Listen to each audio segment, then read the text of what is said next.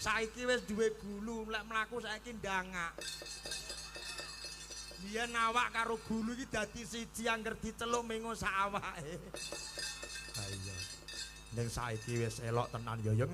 Sapa sing ora kenal karo Niken Salindri Sawangen, Nduk? Ulang tahun sing rawuhi akeh kaya ngene. Penggemar-penggemare saka manca daerah padha nglumpuk. Pangarsa praja, Mbah Lurah, Pak RT, Pak RW sami lenggah pinarak padha ndongake Niken Salindri. Coba bayangno.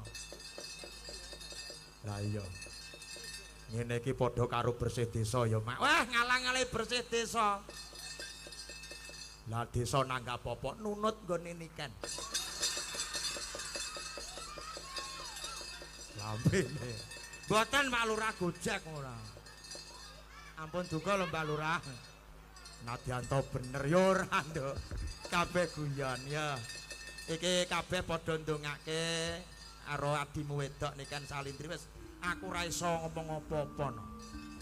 Ora iso ngomong apa-apa tegese wis arep tak subya-subya, arep tak sanjung-sanjung jenenge Niken Salindri wis mubul dhuwur. Ha iya.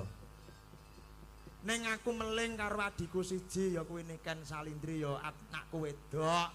Semakin pohon itu tinggi semakin banyak dan berat goncangan anginnya. Tak jaluk Niken Salindri tetep dadi Niken Salindri sing biyen, sing santun, sing bekti, sing apik karo sapa wae, ora kena beda-bedake, ora kena bancinde-banciladan. Ngono. Sakala mangsa ning panggung ngono kae aku karo Niken iki digrawuki, dikaploki ing atase kaya sego jangan. Kowe nesu ora, Nduk. Aku belas ora nesu. Sebabe apa? Siji dibayar, loro jenenge wong momong ya ta. Iki akeh netizen sing gaene komplain, sing gaene Niken ora duwe dur, Niken ora duwe ngene-ngene. Niken kuwi lak ning panggung guyonane ya ngono kuwi, Nduk, karo awake dhewe. Ngono. Ibarate aku momong bocah. Bocah kuwi dimong saka mangsa nyakar, saka mangsa napuk, saka mangsa nguyuhi raine barang. Paribasane, heeh. Wong momong ki lak ya ngono to, Nduk. Oh iya. Momong-momong dulang. Ngono kuwi kok dikira Bambang karo Niken grangsang. Ya enak sing ngono kuwi. Mbok cekek glegek aku ora duwe pikiran sing rena-rena karo Niken. Oh ngono. Lho, tenan kuwi, Nduk. Aku ki tau lho mangku Niken kok Bojonegoro sampai Kediri ki tau. Tenan mergo dhek iki mau numpak mobile. Geleme numpak elep kok. Ngono ya ya. Aku ora duwe rasa apa-apa, kejaba mung rasa tresna lan welas asih, Nok. Ngono. Iya. Aku mbiyen ya ngetutne pake kuwi wis suwi kok. Oh iya. Dadi apa lho piye to? Kowe ya murite tutuk. Lah apa kedibale biyen? Zaman Pak Deglek biyen. Iya. Mangkane aku karo Niken wis to wong ya padha wetone ya padha. Lho.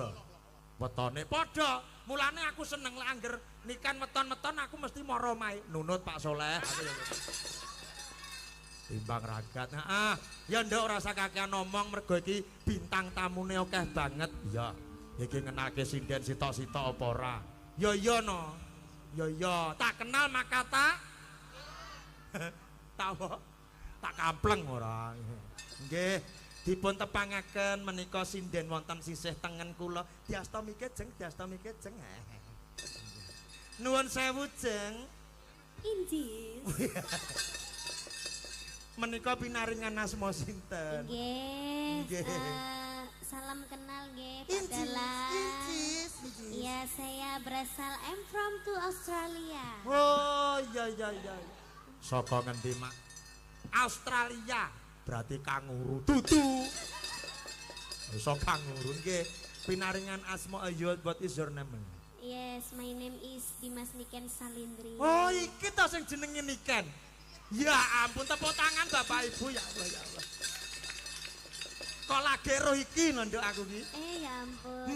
Lagi roh iki. Salam kenal nggih Pak Dalang. Inci. Derek ajar nggih Pak Dalang. Inci. Menawi mengke kula enten klentu-klentunipun ampun dipotong bayarane nggih Pak Dalang. Bocah iki gendeng wae. Lah wong sing dibayar kene kok malah oh alah nduk ya. Wes pokok selamat ulang tahun sik ya ben ra salah paham ya. Panjang umur sehat selalu Pak ya. Dalang ini kok hitam? Anu iki jenenge Roto. kulit magrib yo iki. Hitam kan manis to, Nok. Saman biyen kulite ya kaya aku ngene iki lho. Ora iso. Iso. Fotone enek aku duwe ya. Tak penteng ning gone kono piye videotron piye. Kita malam hari ini kita harus hormat sama Bapak Dalang, nggih. Sugeng, Pak. Sendika, Mbak. Ayo. Nggih. Nggih. Matur nuwun Mbak Niken Nggih. Salindri jan ayu. Sisihipun wonten tak kenali langsung ya. Wonten Mbak Hani Kusuma. Incis. Terus wonten Mbak Afi. Nah, wonten Mbak Putri Lope-Lope. Wonten Mbak Tosi Yosi. Nah, sebelah mriki ingkang kula sebut wau waranggana saking Mayangkara Niken Salindri. Sing tiga nika wonten Latifi. Mbak Latifah. Mbak Latifah Bumei kalian Nyai Raden Ayu Sri. Bukan Sri Bombok itu kan. Bu Sri menika pasindanipun Mayangkara original. Sami-sami Mayangkara ning bersatu padu untuk memajukan nama Mayangkara dan juga Niken Salindri. Tepuk tangan buat mereka benda. Ya, jan bah. Semsinden samene kan sing murup gelungane menggone Latifi tok. Ya,